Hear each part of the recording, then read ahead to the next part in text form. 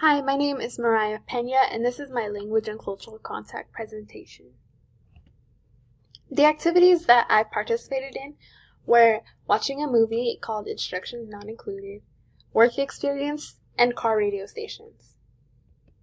The movie Instructions Not Included was a 2-hour movie, and it was a Spanish and English movie, and it was about a man from Acapulco, Mexico, who leaves to Los Angeles with his daughter to find the daughter's mother, but on his way there, he lands a career as a stuntman and builds a life there in Los Angeles with his daughter. And it is in Spanish and English because the daughter and this dad's primary language is Spanish, but the daughter picked up English from living in America and also having conversations with other people.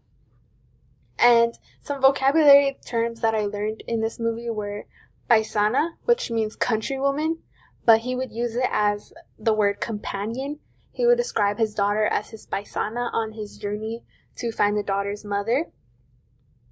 And mariquita, which means ladybug, but they would use it in the movie as softies to describe other people because since he was a stuntman, they would say other men are mariquitas compared to him since he was very brave.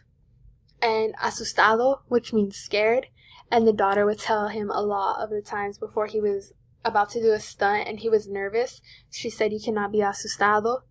And inesperadas, which means unexpected, because he would run into a lot of difficult situations. So he said inesperadas, like an unexpected situation.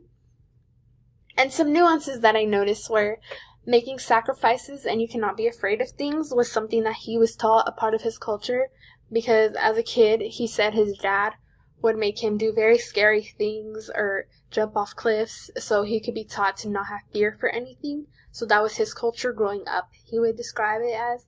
And the importance of family, because his daughter was his everything and his only person he had. So he would always describe her as that had to be important, that they stuck together.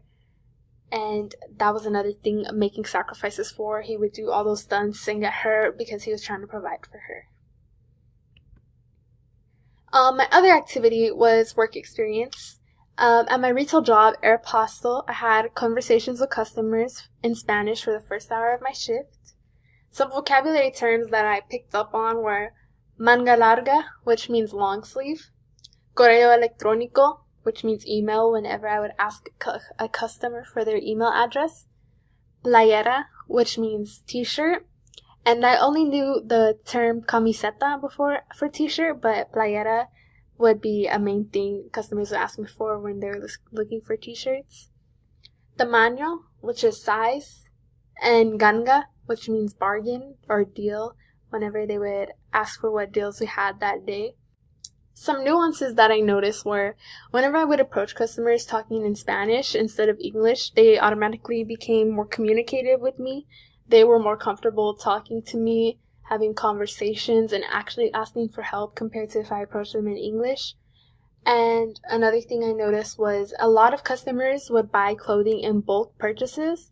Like they would, for example, buy 45 t-shirts or multiple pairs of the same item.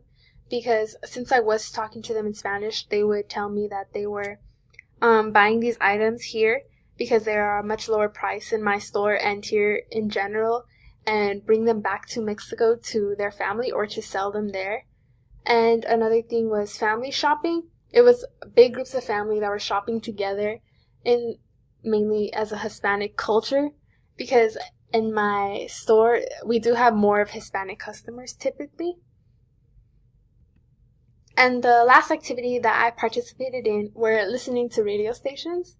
I did that for an hour because it was a 30-minute car ride from my house to my dorm, so there and back.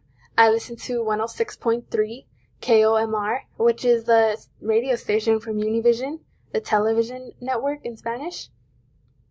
And some vocabulary that I picked up on were cingüenos, which means follow us, whenever they were telling you to follow their social media.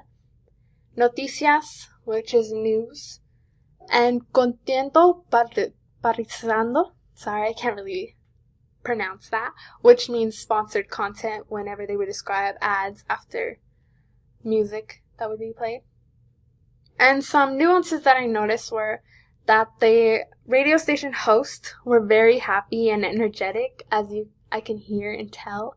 And it was very more faster paced than listening to people in English radio stations. And this radio station was more of a talkative radio station. For example, they would have podcasts and just conversations with listeners and conversations with each other, each host of the radio station, compared to just playing music like other radio stations that normally do. Some cultural comparisons that I noticed between each activity were, for example, for the movie, I noticed we related by the Hispanic culture that family is very important and is what you do everything for. And another thing that I noticed was that the main character's primary language is Spanish, but he fully understood English, and he just preferred to respond to people who would talk to him in English and Spanish because that is what he felt more comfortable with, since that was his primary language. And for me, it is the opposite. My primary language is English, but my family talks to me in Spanish, and I still respond in English because that is what I feel most comfortable with. And I related to him on that because he just felt nervous talking in a language that he wasn't fully confident in speaking, and that is the same thing I feel as having conversations in Spanish. And with work, a cultural comparison that I noticed was that the Hispanic customers felt much more comfortable speaking and having conversations with me once I approached them in Spanish compared to if I were to approach them in English. And they would communicate like they knew me, like we were family or friends, and they just had better conversations with me when I did talk to them in Spanish. And also how big groups of families would go shopping together is similar how my family occasionally goes shopping also. And with the radio, they are very similar to English radio stations, like hip-hop ones, specifically because of the music they would play and the style they would talk, and just the way their radio station was in general. And compared to English radio stations, though, the one thing I noticed was it was more of a talk show, and that reported news, had podcasts, communicated more with the listeners. But both hip-hop radio stations and this radio station specifically that I listen to have very high energetic attitudes. Like the music that they play is more upbeat. And that is the end of my cultural contact presentation. Thank you for listening.